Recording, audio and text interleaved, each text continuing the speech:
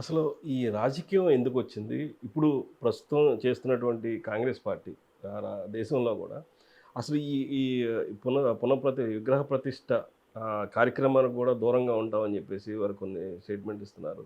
Social మీడియాలో ఈ రాజకీయపరమైన రచ్చ ఎందుకు జరుగుతుందంటారు? అంటే మీరే చెప్పారు కదా! మీ క్వెషన్‌లోనే ఆన్సర్ ఉందండి. మీరే చెప్పారు రాజకీయం చేస్తున్నారని. ఇది రాజకీయం చేస్తున్నారు తప్ప, వాళ్ళ రాజకీయాన్ని తీసి కాసేపు పక్కన పెడితే వాళ్ళు కూడా ఖచ్చితంగా అయోధ్య రామాలయాన్ని సమర్థించే వ్యక్తులే. వాళ్ళ మనసుల్లో అయితే అయోధ్య రామాలయం ఖచ్చితంగా కట్టాలని అంటే ఎవరో ఒక నలుగురు, ఐదుగురు ఉంటారేమో కానీ టాప్ వదిలేసేయండి. కింద కాంగ్రెస్ కార్యకర్తలు అందరూ కూడా అయోధ్య రామాలయం కట్టాలి. అయోధ్య మనది. అయోధ్యలో ఉన్న రాముడు మనోడు. హిందువులు హిందువులు కాదు. హిందూ దేశ్ ఇది. హిందూ దేశంలో ఒక మైనారిటీ కాదు. ఒక క్రిస్టియన్ కాదు. ఎవరైనా సరే హిందూ దేశంలో బతికే ప్రతి ఒక్కళ్ళు కూడా అయోధ్య రామాలయం రావాలి అని 500 సంవత్సరాలుగా ఎదురు చూశారు. ఆ 500 సంవత్సరాల కళ నెరవేరే టైము ఆసన్నమయ్యి ఇప్పుడు జనవరి 22వ తారీఖున ప్రతిష్ఠకి ముహూర్తం కుదిరింది. కుదిరిన తర్వాత మేము ఎప్పుడెళ్ళి చూడాలని చెప్పి అన్ని పార్టీల నాయకులు, కార్యకర్తలు కూడా ఉన్నారు. ఒక కాంగ్రెస్ స్టేట్మెంట్ రాజకీయం రచ్చ చేస్తుంది తప్ప, మీరన్న క్వెషన్‌లోనే ఆన్సర్ ఉంది. రాజకీయ రచ్చ చేస్తుంది కాబట్టి, ఇది బీజేపీ చేయకుండా ఉండి, కాంగ్రెస్ చేస్తే ఖచ్చితంగా వాళ్ళే సంబరాలు చేసుకుందురు. అంటే కాంగ్రెస్ వాదన ఏంటంటే ఈశాన్య రాష్ట్రాల్లో ఖచ్చితంగా బీజేపీ డౌన్‌ఫాల్ అవుతుంది. ఏదైతే గ్రాఫ్ తగ్గుతుంది అనే నేపథ్యంలో ఇప్పుడు అంత హరీబరీగా ఇది కార్యక్రమం చేయడం అనేది కరెక్ట్ కాదనేది చెప్తున్నారు కాంగ్రెస్ వాళ్ళు. ఏమంటారు? లేదండి. అదేమీ కాదండి. బీజేపీ పార్టీ ఇది హరీబరీగా చేసిందేం కాదు. ఆహ్, ఉత్తరప్రదేశ్ కాలమాన ప్రకారం అంటే ఇక్కడ ఒక్కొక్క కాలమానం ప్రకారం ఒక్కొక్క చోట ముహూర్తాలు పెట్టుకుంటాం మనం. ఇక్కడ మన మన వైపు వచ్చేటప్పటికి ఆంధ్రప్రదేశ్‌కొచ్చేటప్పటికి చంద్రమానం ప్రకారం ముహూర్తాలు పెట్టుకుంటాం. అదే ఇక్కడ పుష్యమాసంలో పుస్తులైనా సరే పెట్టకూడదనేది ఒక సాంప్రదాయం అవునండి. ఉంది. అది అది ఖచ్చితం అండి. చేయకూడదని అంటారు. పుష్యమాసంలో పుచ్చులైనా కట్టకూడదనేది ఎక్కడండి? ఆంధ్రప్రదేశ్‌లో ఉంది. కానీ మీరు ఇదే చూసుకోండి, తమిళనాడు వెళ్ళేటప్పటికి తమిళనాడులో అమావాస్య నాడే పని చేస్తారు. మనకు అమావాస్య పనికిరాదు. ఓకే. మీరు అది మీకు తెలుసో లేదో మోహన్ గారు, ఆ! తమిళియన్స్ అందరూ కూడా అమావాస్య నాడు పని మొదలు అవును. పెడతారు. ఐడియా. మనం అమావాస్య నాడు పని మొదలు పెట్టాం. అలాగే ఒక్కొక్క మానం అంటే ఆళ్ళు ఏ మానం ప్రకారం తీసుకున్నారంటే వాళ్ళు తీసుకునేది సూర్యమానం. మనది చంద్రమానం. అలాగే ఇప్పుడు అక్కడ ఉత్తరప్రదేశ్‌లో తీసుకునేది వాళ్ళ మానం ప్రకారం ముహూర్తాలు అక్కడోళ్ళు పెడతారు కానీ, ఓకే. ఉత్తరప్రదేశ్‌లో ప్రతిష్ఠించే రాముడికి తీసుకొచ్చి ఆంధ్రప్రదేశ్‌లో ముహూర్తం పెట్టం కదా! ఓకే. లేదా తమిళనాడుకెళ్ళి పెట్టం కదా! డన్. ఉత్తరప్రదేశ్‌లో చేసేది అది అగస్త్య మానం అని ఉంటది. ఆ అగస్త్య మానం ప్రకారం ఉత్తరప్రదేశ్‌లో అక్కడ ఆ మానం ప్రకారం వాళ్ళకి ఆ ముహూర్తం కుదిరిందనమాట అండి. ఇది నాస్తికులు సెక్యులర్‌గా చెప్పుకునే కొంతమంది హిందువులు, కొంతమంది నాస్తికులు కలిపి దీన్ని ప్రోపగండా ఎట్లా చేస్తున్నారంటే ఏదైనా సరే భారతీయ జనతా పార్టీని అల్లరిపాలు చేయాలి అని ప్రయత్నం చేస్తున్న వృధా ప్రయాస. మీరు అది మానుకోండి. ఇది హిందువులందరూ మనోభావాలు దెబ్బతింటున్నాయి మీరు చేసే పనికి. మీరు హిందువులందరూ కూడా చాలా సంతోషంగా ఉన్నారు. ఇన్ని ఒక శంకుస్థాపనలో అక్షింతలు ఇచ్చేసి ప్రతి ఇంటికి అంటే అయోధ్య ఎళ్ళి ప్రతి ఊళ్ళో అక్షంతలు తీసుకోలేరు కాబట్టి, ఒక ఉద్యమంగా, మహా ఉద్యమంగా ఈ అక్షంతలు ప్రతి ఇంటికి పంపించిన అయోధ్యని మీరు ఈ రోజున ఏం చేశారు అంటే, ఒక రకంగా ఈ కోటా బియ్యం అని, ఏయో అని, ఏయని మీరు ఇంగితం లేని మాటలు మాట్లాడుతున్నారు.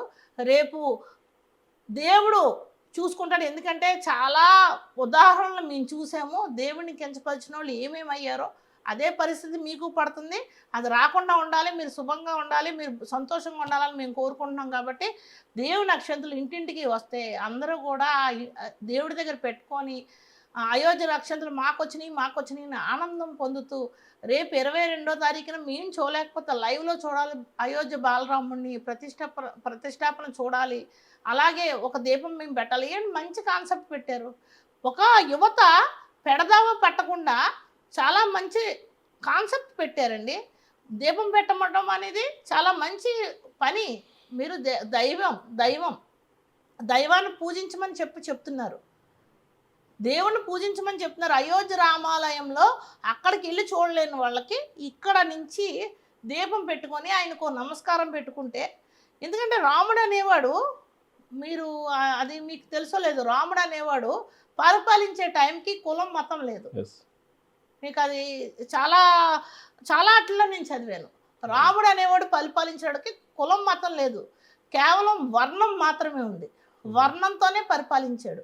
కాబట్టి ఈ రోజున ఆయన ఆ వర్ణంతో పాటు పరిపాలించాడు కాబట్టి కులం మతం లేదు కాబట్టి క్రైస్తవుడు అడుగుతున్నాడు, ముస్లిం అడుగుతున్నాడు, హిందువు అడుగుతున్నాడు. అంటే ఇది హిందుస్థాన్.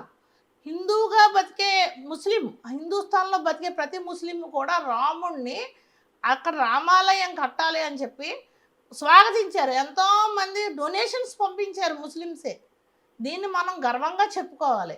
ఇది కొంతమంది నాస్తికులు చేసే పనిని మనం తీవ్రంగా ఖండించాలి. అలాగే ఎలాగ ఖండిస్తున్నారు, మీరు ఆప్ చేద్దామని ఈ ఉద్యమం ఆగట్లే, మహా ఉద్యమంగా వెళ్ళింది. ఈరోజు దేశవ్యాప్తంగా మాత్రమే కాదు, ప్రపంచవ్యాప్తంగా ప్రపంచంలో ఉన్న హిందువులందరూ ఎక్కడెక్కడున్నా సరే చాలా ఆతృతగా ఎదురు చూస్తున్నారు. ఎందుకంటే రేపు 22వ తారీఖున బాలరాముడు ప్రతిష్ట మేము చూడాలి, మాకు చూపించండి, మాకు అయోధ్య ఒక్కసారైనా వెళ్ళే అదృష్టం రావాలి అన్నది ప్రతి ఒక్కరూ కూడా చేస్తున్నారు. కాబట్టి ఇది ఖచ్చితంగా ప్రతి ఒక్కరూ అయోధ్యకు వెళ్ళే అవకాశం వస్తుంది, కొంచెం వెనక ముందు. ఎందుకంటే ఈ క్రౌడ్లో వెళ్ళినా ఒక ట్రైన్స్ ఏర్పాటు చేశారు.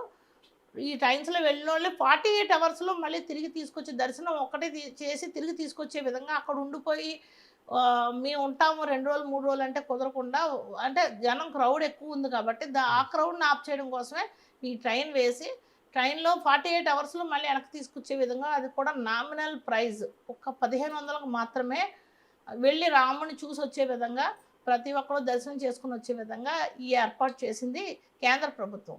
ముందుగా నేను కేంద్ర ప్రభుత్వానికి, భారతీయ జనతా పార్టీకి శిరస్సు వంచి నమస్కారాలు తెలియజేస్తున్నాను. ఎందుకంటే మీరు చేసిన ప్రయత్నం అమోఘం, మామూలు ప్రయత్నం కాదు. చరిత్రలో ఎప్పటికైనా సరే చరిత్రలో ఈ విషయం నిలిచిపోతుంది. ఎందుకంటే 500 సంవత్సరాలు ప్రతి దశాబ్దంలో ఒక్కొక్కరు ఎదురు చూస్తూ ఉన్నారు. అయోధ్య రామాలయం ఇప్పుడు అవుతుందా దశాబ్దాలు మారినాయి కానీ రామాలయం తేలేకపోయారు. ఆ నిరుత్సాహంతో చాలామంది హిందువులు ప్రయత్నం చేసిన వాళ్ళు అసంతృప్తితో చనిపోయారు.